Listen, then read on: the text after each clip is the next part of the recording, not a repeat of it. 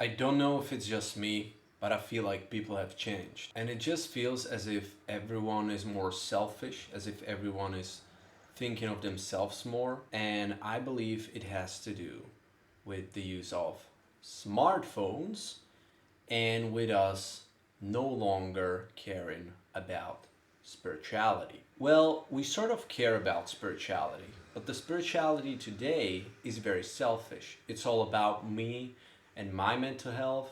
It's all about doing meditation so that I reduce the noise of the monkey mind. It's all me, me, me, me, me. I feel like morality, meaning trying to do good for others and not caring so much about only ourselves, is the lost art today. And the thing is that the more that we try to be spiritual, or the more we use our smartphones, the more we get into our head trying to live for us. What helped me personally with this sort of narcissism that psychologist Robert Moore used to call grandiosity was believing in God. And I'm not here to preach, and I hate preaching, but it was just a simple act of prayer where I sat in the morning and in the evening and I just sort of closed my eyes without having any specific idea of who I'm going to pray to or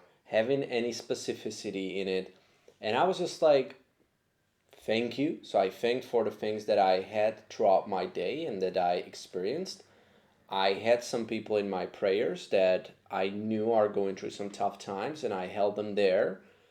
I thought of the world also, wars, etc. And what I did last was I was thanking God for the meaning. I tried to sort of, please God, send me why this is happening to me. Why did I have a bad day? Show me the meaning behind this new struggle, behind my anxiety, my mental health issues. Show me why I have this new episode of mental health troubles. And guess what, guys? My narcissism, my grandiosity started to melt. The reason why it started to melt was because there's a book called The God's Part of the Brain, which literally says that there are centers in the brain that are connected and that are getting online when you are praying. It's virtually like as if your brain forgot the phone number to these centers because we never anymore consciously activate them. It's the same as if you were in the gym and you were activating your biceps for after a long time. And what would happen is, oh my God, I can feel the bicep now again. And you increase your so-called mind muscle connection and you can now feel the bicep better. The same thing happened to me when I started utilizing prayer as firstly just psychotherapeutic tool. Now, the more I prayed, the more I started to realize I'm no longer killing small beetles. I'm no longer like when I had a spider here and he was very close to my bed, I just threw him away. I put him on a paper and I went with him outside. I would never have done that in the past. So I could tell in the real time that my brain started to change right in front of my eyes. Through prayer, I started to be less selfish. My empathy increased, not just for humans, but for animals as well. And the other benefit was that when I thought about others, and I, as a psychologist, I started thinking about my clients, about their issues, being like, please God, help them, help this person in this particular struggle. I started caring about my clients way, way, way more. What was a business before where I cared, but not that much, now started to be more like a soul's calling, where I truly and deeply started caring about these people. And whether you believe in God or not is completely irrelevant for the cause that I'm speaking of here. Basically, what I'm saying to you as a psychologist is that your brain has some centers that revolve around finding meaning, that revolve around empathy, and that revolve around gratitude that are normally not very activated. Because when you just spend like 1 minute a day writing down 5 things to be grateful for, which I used to do in the past because that's what my therapist recommended me to do, good luck. That's like doing one bicep curl in the gym, thinking that you will have a big bicep. But now, when I spend every morning and evening, is the first thing in the day that I do in prayer, and I spend maybe 20 minutes in the morning or 10-20 minutes in the evening activating these centers of the brain. It doesn't really matter whether God is or no. I think he is, but it doesn't really matter, because even if it's used just as a psychotherapeutic tool, it will lower your grandiosity and inner narcissism, and it will help in all these other areas that I've talked about. Now, why is this important? Because so many people get caught up in, is God real? Isn't he real? Like the guy who, I don't know what his name is now even, there's this famous guy now that is agnostic or atheist, and he debates people. If you care about how people changed, if you care about, and if you notice people being more and more selfish, if you notice yourself being very selfish, prayer is for you. And you shouldn't be caring about, oh, is there a God? Isn't there a God? No, it's literally, it helps you in these three areas. It's like a gym for these areas. And so the last thing, my gratitude skyrocketed.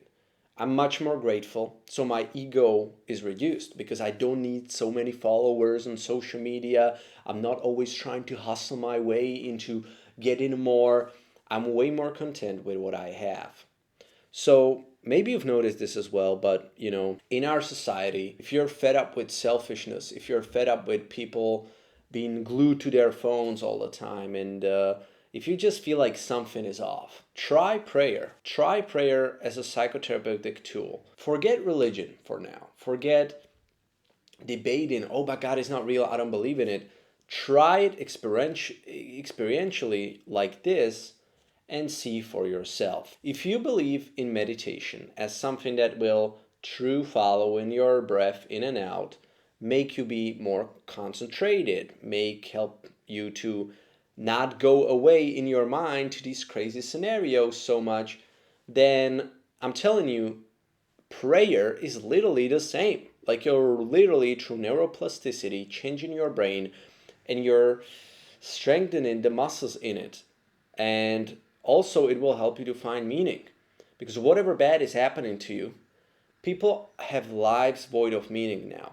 No one has meaning in their life, guys. Like, so many people are in a victim mode. They suffer with anxiety or depression, and they see negative meaning in it. Oh, why me? Everyone else is in such comfort. Everyone is scrolling on their phone. Everyone else is partying, doing so great. And I have these struggles. Well, maybe you have these struggles because your brain is completely offline when it comes to finding meaning in suffering. Because guess what? Life is suffering. Christianity is a meditation on that suffering. It tells you, hey, meditate on it. Meditate on suffering. Meditate on the cross. And it also tells you that it has a deeper underlying layer, and that the best things in life actually come from carrying your burden, whatever it is. It may be OCD, it may be depression, anxiety, in the best way that you can. Just like in the gym, like people are so selfish nowadays. In the gym, they're like, oh yeah, I'm carrying this weight, because it gives them a lot of meaning. And so they're growing into the strongest version of themselves. But because they are void of any connection to any transcendental, and they only live for themselves and their egos and their grandiosity and their pleasures, whenever something bad happens, which inevitably will, especially in the form of mental illness nowadays, they are so disconnected from any higher meaning. Their brain centers are offline. They forgot these numbers. They can no longer call these. That there's only negative meaning, or sometimes neutral, like, oh, life is suffering, everyone has some, but there's never a positive meaning, such as, great, I have anxiety, I'm gonna carry it, just like the weights in the gym, just like I lift the barbell in the gym. I'm going to lift this anxiety, and I'm going to learn to have even more inner peace on this. I'm going to get even better mental health on this. Thank you, God, for sending this to me. I can grow closer to you. I can put my egoistic shell away, and I can start trusting you in this and grow in this new experience. It's like different levels. It's as if God were your instructor of fitness, and you, through prayer, cultivate, oh, that's why you're sending this to me. Oh, now I get why you're sending this exercise to me, and you start cooperating with it instead of just being like, oh my God, now I suffer. And I believe this is what people need nowadays. So if you notice too that there's a lot of grandiosity, a lot of selfishness, Robert Moore had actually a funny aid for all this. He said that people who have no spiritual life, who don't live for something that he called transpersonal other, which is God or some greater mission than you, will inevitably suffer the most from mental health issues due to their selfishness. Whether you believe this or not is irrelevant, because I believe that we can see this everywhere now, more and more, the opposite effect. There's not only more anxiety and depression, but there's way more selfishness. Everything is just for pleasure, me, my feelings. Not everything. I mean, the world is not doomed. I'm not like, it's all doom and gloom. I love the world and I love people. But if you notice that, oh, people have changed, or life has changed actually, it's because of these little devices. And they are like opposite of prayer.